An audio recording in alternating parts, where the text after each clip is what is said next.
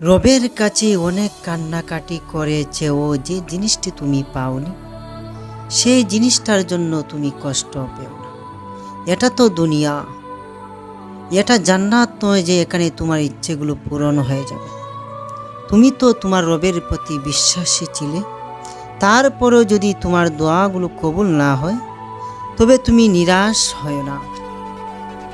নিশ্চয়ই তোমার রব উত্তম পরিকল্পনাকারী।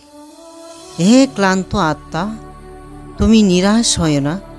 শীঘ্রই এই কষ্টের মুহূর্তগুলো শেষ হয়ে যাবে।